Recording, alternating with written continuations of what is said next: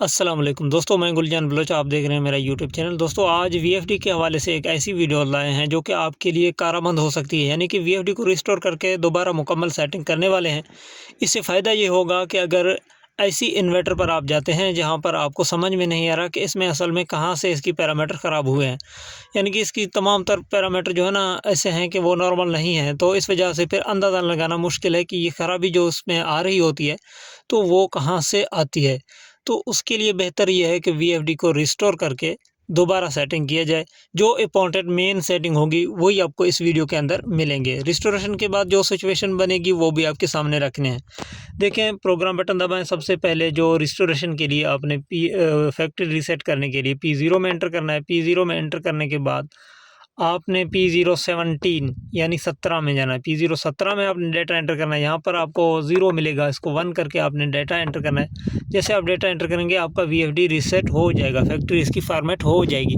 तो उसके बाद जो सिचुएशन बनेगी, जैसा कि एक चलता और एक रनिंग जो कि आपके सामने था, जो कि 50 हार्ट्ज यहाँ पर शो हो रहे थे, तो अब यहाँ पर P.OFF शो हो रही है।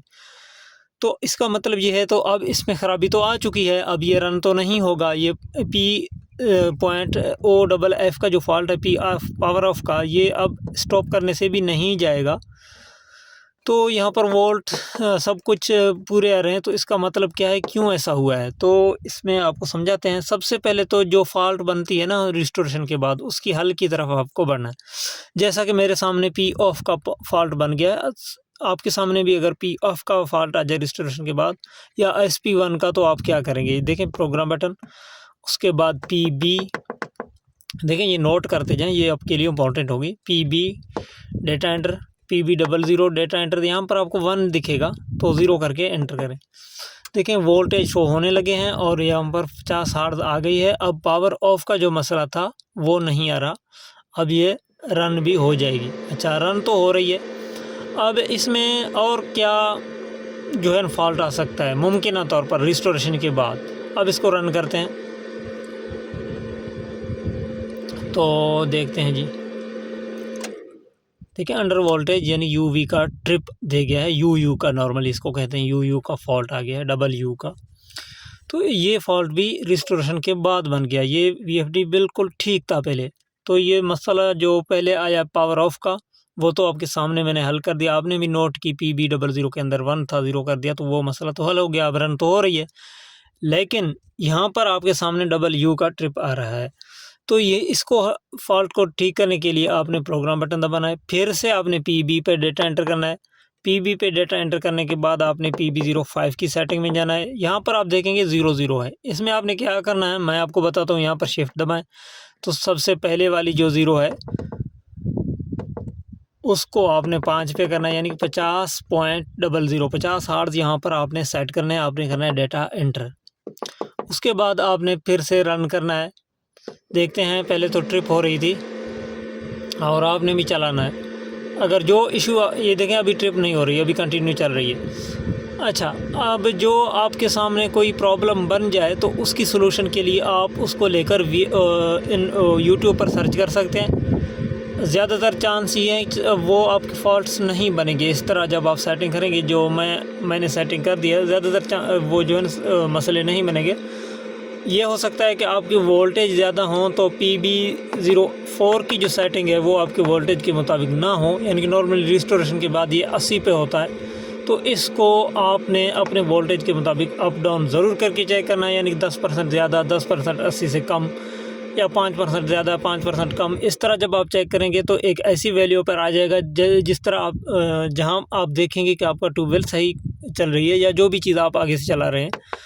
लेकिन 600 से कुछ प्लस वोल्ट आ रहे थे, तो उसकी नॉर्मल जो PB04 की सेटिंग होती है 90, मैं 90 पे सेट रखता हूँ। ज़्यादातर डेटा एंटर करता हूँ। ये जो अब ये वीएफडी रिस्टोरेशन के बाद इसकी और बाकी सेटिंग करने का कोई भी ज़रूरत नहीं है। हाँ, आपको अगर शक है कि आपकी मोटर पैरामीटर जो कि P2 में होते हैं, तो वो जो है ना आपने चेक करने हैं। तो वो मैं बताता हूँ। मोटर पैरामीटर P2 के अंदर होते हैं जो कि रिस्टोरेशन से नहीं जाते। यहाँ पर देखें P200 है, यहाँ पर P201 आपकी किलोवाट के लिए है। यहाँ पर आपने किलोवाट अपने मोटर के मुताबिक सेट करने हैं। यहाँ पर देखें 5 सेट है, तो यहाँ पर मेरा मोटर जो है 7.5 का है, मैं यहाँ पर 7.5 सेट करता हूँ, डेटा एंटर करता हूँ।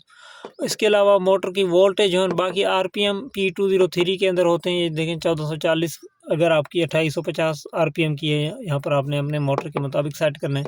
उसके बाद मोटर की जो वोल्टेज होते हैं वो यहाँ पर होते हैं 380 वोल्ट होती है नॉर्मल 3 फेज़ जो मोटरें होती हैं, तो 380 ही रखें, आपने ऊपर नीचे नहीं करनी। अगर आप यहाँ पर देखते हैं कि अगर 80 से कम है या ज़्यादा है 380 से, तो आपने लाजमी 380 सेट करना है। ये जो वैल्यू मैंने P2 के अंदर आपको बताया ना, ये आपने नॉर्मल सेट करने। देखें ये हज़ारों में भी जा सकती है। अगर यहाँ पर आप कोई गैर मामूली तरीके से यहाँ पर कोई सेट करेंगे, यानी कि 100 सैकड़ों में या हज़ारों में, तो उसको नॉर्मल आपने इस तरह करना है कि देखें 7.5 इसका मतलब है 7.5 किलोवाट।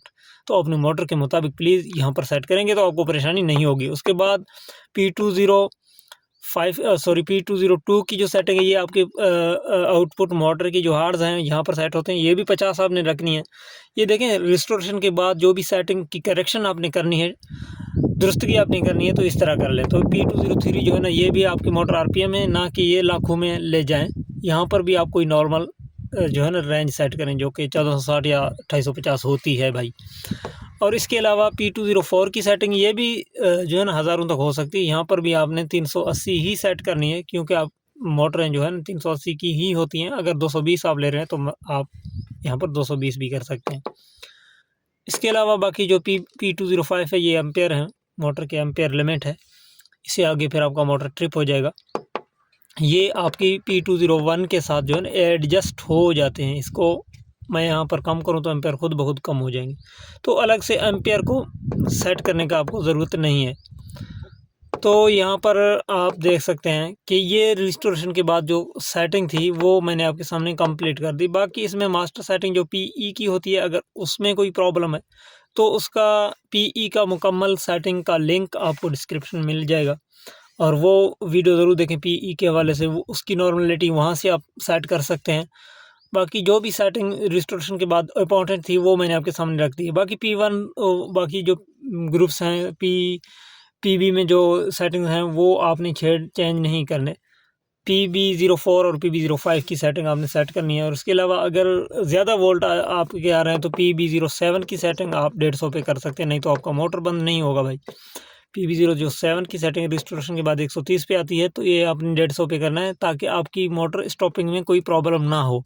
ये चीज़ें नोट करेंगे, आप जहन में रखेंगे तो आपके लिए काम आएंगी भाई, क्योंकि ये परेशानी आपके सामने आ सकते हैं रिस्टोरेशन के बाद। तो इस वजह से हम यहाँ पर वाज़े तौर पर आपको हर चीज़ बताते हैं।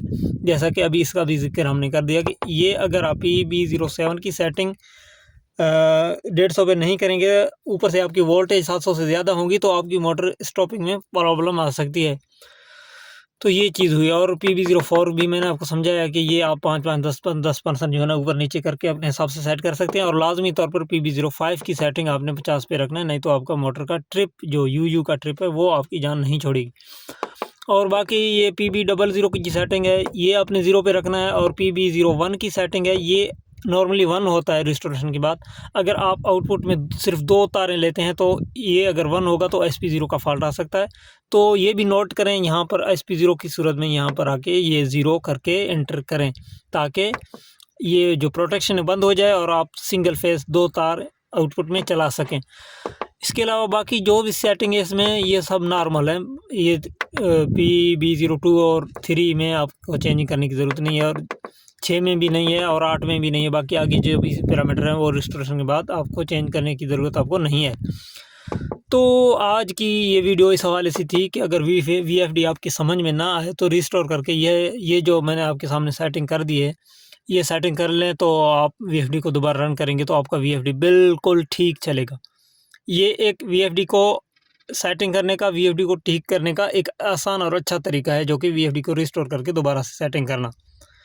तो उम्मीद करता हूँ ये वीडियो आपके लिए इन्फॉर्मेटिव और आपके लिए फ़ायदेमंद होगी। अगर वीडियो आपने लास्ट तक सुनी है तो कमेंट में ओके ज़रूर लिखें। अपना बहुत सारा ख्याल रखें। चैनल का भी जो है सब्सक्राइब करके हमारा साथ दें। इजाज़त दें। अल्लाह हाफ़िज़।